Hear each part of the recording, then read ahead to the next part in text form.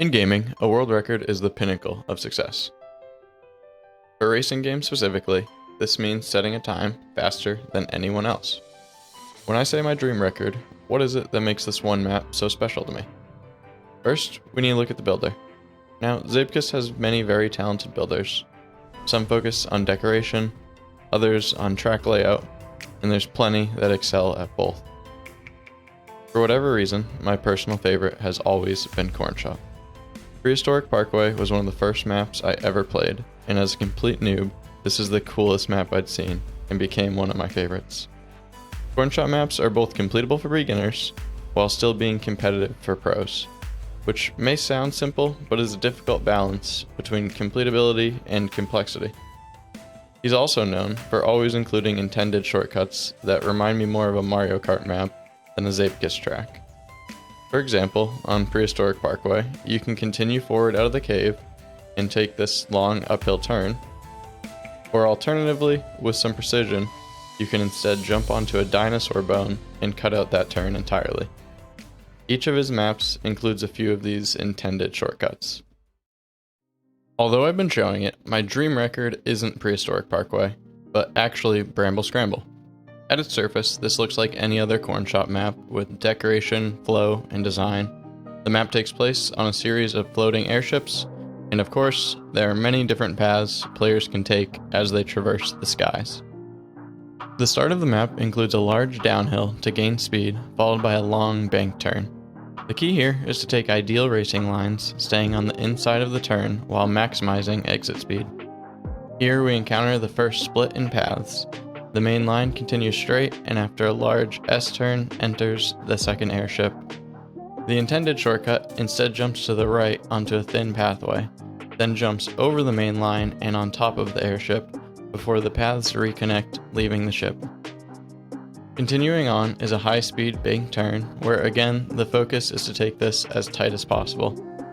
Once onto the vine, the paths split again, where it's easiest to continue on directly to the finish. For a slightly quicker route, players can use the vine as a jump and take two suspended ramps to that same finish.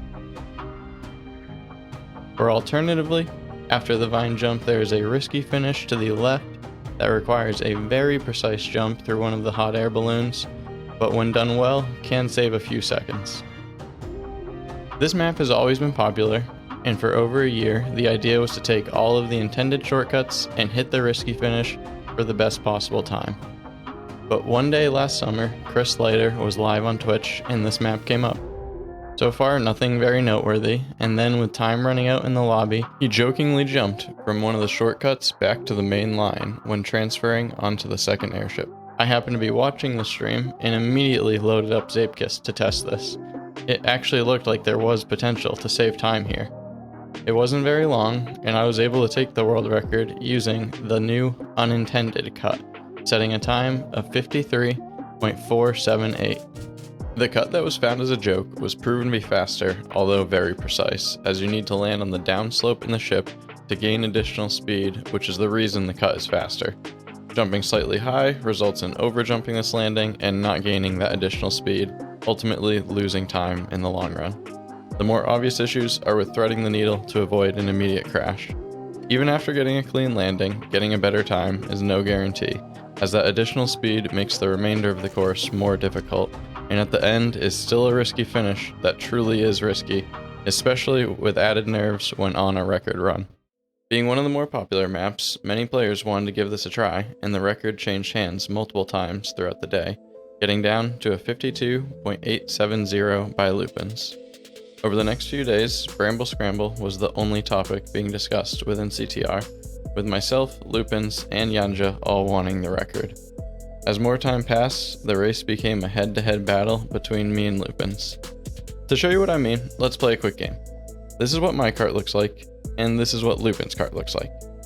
Try to see if you can spot either of us in this picture of runs submitted to the record tracking mod. We kept trading the record back and forth, making sure to update each other on whose turn it is, until Lupens took the record with a 52.697, slightly edging out my 52.708. Now, quick tangent, this battle happened 8 months ago, and I'm still not sure how his cart crossed the line before mine. I was upset at the time, and I'm still upset. After this, I told Lupens I was taking a break from the track, but would be back for the record someday. Adding to why I wanted this record, I'm of the opinion that most world records in Zeepkist aren't particularly strong, excluding adventure levels, but that's a video for another day. For community-made maps, players generally don't grind world records. But after this battle, I would put Bramble Scramble on a short list as one of the most optimized community-made levels. This record got so optimized, I know driving over this metal bump at the start, not around or inside, for some reason saves 1/100th of a second. Why? I don't even know. More time passed, and I took a break from Zeepkist entirely, but once I returned, Bramble Scramble was at the top of the to-do list. After a few weeks of playing again, I loaded up the map and began the grind. It took some time getting used to the precision of the skip, but I started hitting it more and more consistently and having multiple runs on pace to break the record, with some record-breaking runs just missing the finish. Eventually, I was able to piece it all together and take back my dream record.